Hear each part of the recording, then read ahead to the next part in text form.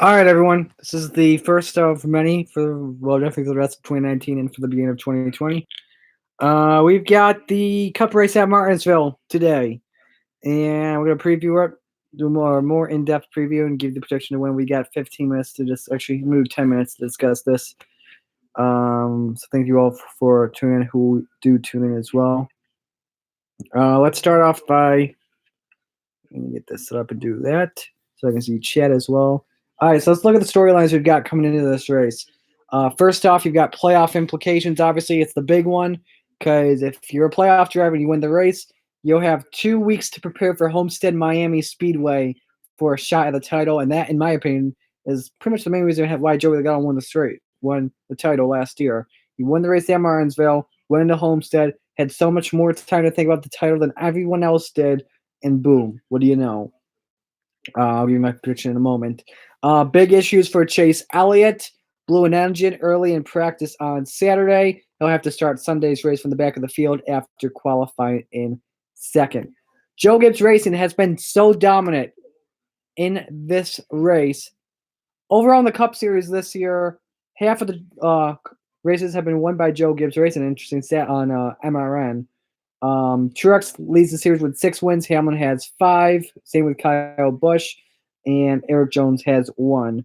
Of those 4, Kyle Busch best average finish at Martinsville over the last 10 races, 3.8. Hamlin, meanwhile, a 5-time winner at the track. Looking outside the playoff situation now, Keselowski, Bowman, Byron, and Boyer, who went out after Kansas, they can now play spoiler and hopefully derail someone's title hopes. Remember in 2018 in Martinsville, Clint Boyer led 215 laps. Keselowski won in the spring earlier this year, dominating the race, losing 446 laps.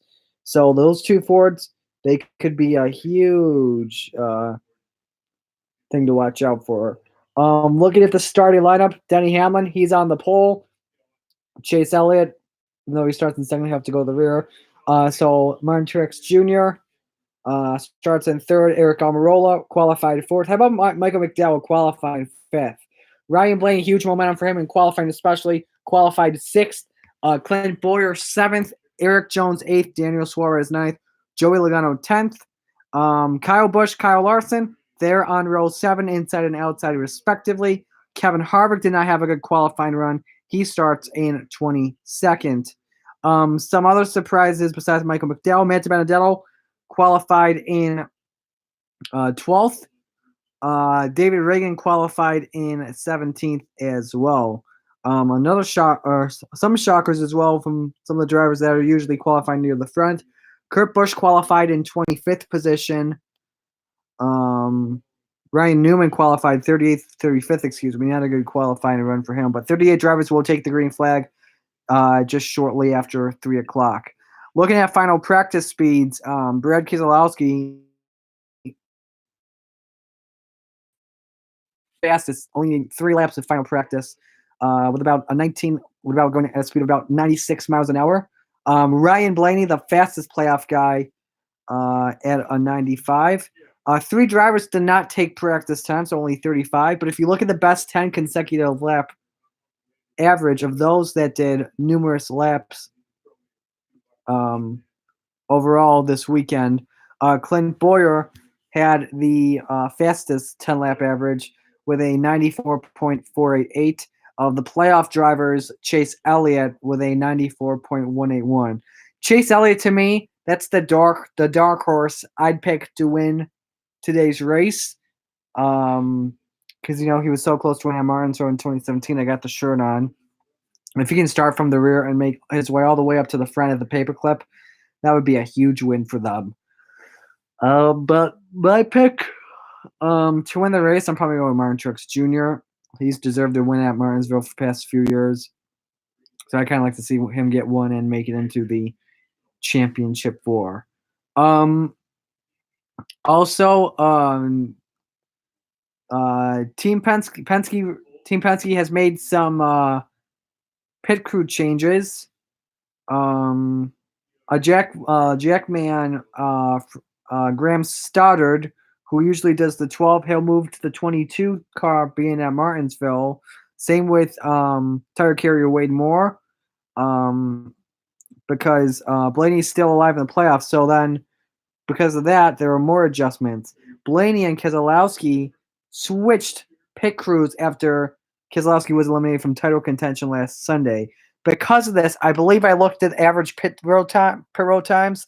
Keselowski's team's about 2 seconds faster than Ryan Blaney. So that should be pretty interesting. I like the call here for Team Penske. We'll see if that helped out Ryan Blaney. Sorry, tired a little bit. Make it to the playoffs. And then the final story, not related to the playoffs. Matt Tifft will not be racing today, as a lot of you guys know already. He was transported to a local hospital before practice on Saturday. It was an undisclosed medical condition, but he is back home, undergone tests and treatment. We'll get more updates when we can. As a result, Matt Crafton is driving the 88 this weekend. Funny thing, Crafton thought it was a telemarketer that called him up. So yeah, he's only made one full Cup Series start after Kyle Busch was injured in the Daytona 500. Well, actually, the day before the Daytona 500 in 2015 when he broke his leg. So that's pretty much it. Looks like let me make sure that everyone passed tech inspection. Let's see what Bob Pockris on Twitter is saying about it. Kyle Larson, by the way, as well, is racing without a broken rib, with a broken rib as well. So if he wins that title, though, that'd be the best title run yet. But I say Truex wins today's race. Stages go 130, 132, 40 with a field run about 150 to 160. Newman, LaJoie, Hill, and McLeod, they are going to the rear for tech failure, obviously. The 6 and the 32 passed on their second timeout. 51 and 77 on their third, so a crew member was ejected from each team. Most likely this race ends under dark. No competition caution because of the rain earlier this weekend. No, surprisingly, I should say instead.